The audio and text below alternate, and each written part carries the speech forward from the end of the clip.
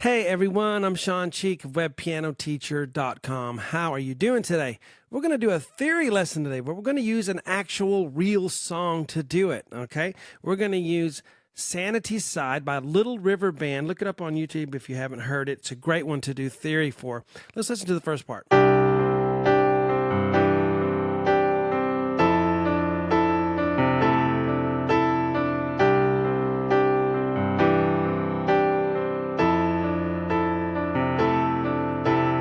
And then there's more that we'll look at here after that. Hey guys, so theory is understanding the language of music, I always say.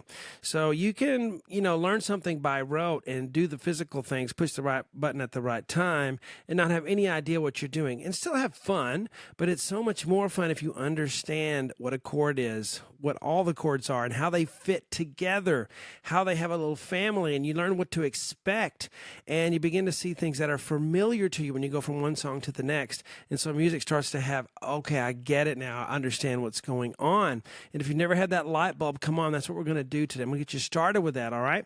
So if you've never had any music theory, you can start with this one right here. This is a great one to do it with. So this is a lesson that I hired request. Someone hired me to do this. If you actually want to learn the song, it's on my website, webpianoteacher.com. You can download all my sheets for the whole thing, and I take you step by step through the lessons. And my staff, it's just like the staff. You see the letters there, and you go, what is that? Well, it's just, instead of note heads, I just write the letter out. It seems to help people that have trouble reading music. But okay, so it's no different than reading staff. We got treble and bass. So anyway, we got to decide what key we're in first. Whenever you're doing some theory or trying to analyze, a piece of music, what key are we in? So one of the things we do is is there any sharps or flats in it? If there's not, it's either in the key of C major or A minor. Probably going to be in the key of C. Most things are, going to be in a major key than a minor. So I'm going to go ahead and let that be a given. We're in the key of C, okay? So C is home base. Now, there's some things you can expect right off the bat. You can expect a C chord because C is 1, capital Roman numeral I, 1, okay? You're going to expect lots of C chords. You're going to expect lots of 4 chords and lots of 5 chords. And when you write 4 and 5, you're going to write Roman numerals, capital letters. If we had a minor chord, it would be lowercase Roman numeral, okay, like you do on an outline and stuff. So you're going to expect 1, 4, and 5. And that, guys, this is in every key, not just in the key of C. If I could go to the key of F, I'm going to have 1, 4, and 5 chords. Now, those chords will be different. They'll be different letter chords, but if I know what the system is, 1, 4, and 5, then I can make sense of it. Okay, so what's the 4 chord? If C is 1. What's 4? 1, 2, 3, 4. The F note is the 4 chord. What is the 5 chord? Well, G is 5, so I can expect some C chords, some F chords, and some G chords. So already off the bat, before I even play this thing, that's what I'm going to expect. That is going to be the only thing I find. But I'm going to be expecting those 3 chords. They are called the primary chords, and you can take that to the bank in any song you play. Whatever key it's in is the 1 chord, and then count up 4 and 5, and eventually you get to memorize, okay, in the key of C, there's F, C, F, and G, and I'm used to that. If you play guitar, you ever realize when you're in the key of G, you have lots of C and D chords? That's because you're playing 1, 4, and 5. That's the reason you play G, C, and D, because they are the 1, 4, and 5 chords of the key of G. So C is 1. What's a C chord? If you don't know what a C chord is, and you got to start somewhere, right? If no one has ever shown you, then you got to learn what a C chord is. That's a C, so we build a third, make an E, and then our G note is the 5th of the chord. Root, 3rd, 5th. Every chord's going to have 3 notes to it at least. And even when you have like 7th chord, 9th chord, 11, these weird jazz chords, they're going to have a foundation of the 3 notes that we're looking at here, okay? C, E, G, okay? What's in an F chord? F, A, C. And you need to memorize that. For when you see F, A, C in any combination, even if you have 2 A's, 2 C's, or 1 F, it's an F chord, F, A, C. G, B, D chord is the 5 chord in this key, but it's G, B, D, any combination of G, B, D. Okay, 1, 4, 5. So what do we have in the first measure?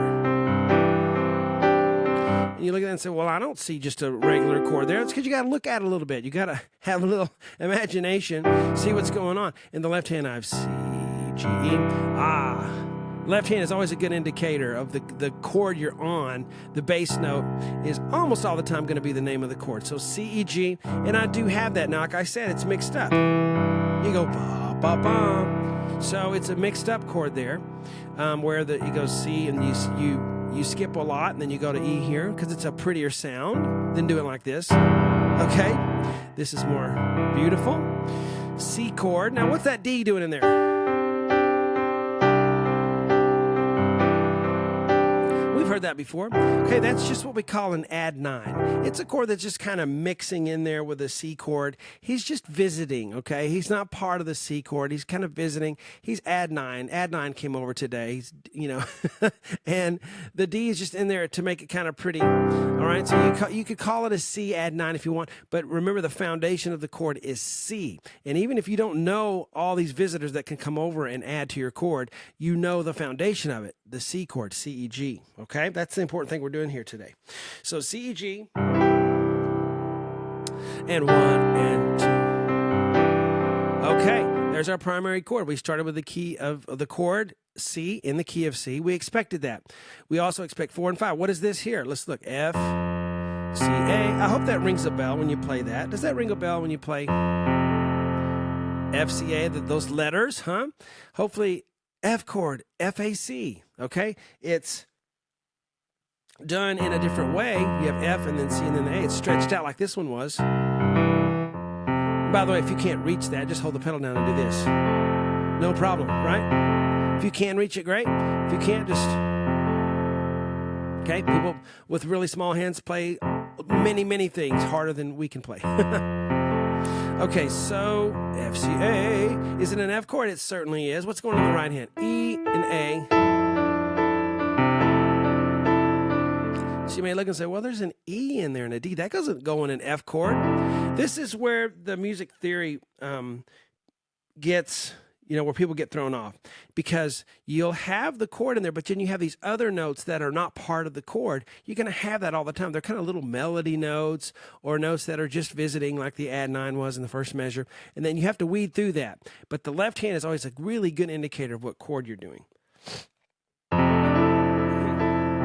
So I have E and A on the top. Now I could actually call that an F major 7. Okay. Or I could also call it, I could get into calling it a D minor. I'm not going to do that in this theory lesson. Sometimes there's a matter of opinion when you're looking at and you're analyzing stuff. But I just want you to know it's an F chord, whether you just call it an F or an F major 7 or a D minor with an F on the bass. Okay, did we expect that? What is the F chord in the key of C? Well, 1, 2, 3, 4, C, D, E, F. We did expect it because F is a primary chord in the key of C, C, F, and G, 1, 4, and 5. So there it is, right off the bat, it's already helped us. 1 chord, 4 chord. Now what do we have? Well, that's easy. It's the first chord we play. We go back to the C chord, maybe an add 9 if you want to call it that. By the way, it's called add 9 because if you have a C octave, that's an eighth, right? 1, 2, 3, 4, 5, 6, 7, 8. Well, 9 is the next note. It's a ninth away. That's why we call it C add 9. We normally don't put it right next to the C down here. It's blurry. It doesn't sound good. It's got to be separated a little bit. That's why we call it add 9. Okay. On guitar, you play add 9 chords. That's what's going on. All right, we go here. Same thing, 4 chord. 1, 4, 1, 4. So already we've done some theory. We've analyzed this song. 1 chord, 4 chord, 1 chord, 1 chord, 4 chord. How does that help us? Well, you know what? If you changed keys and you went to the key of, I don't know, G, and G was 1, you could go 1, 4, 1, 4. G is 1. What would be the 4 chord? G, A, B, C. C would be the 4 chord.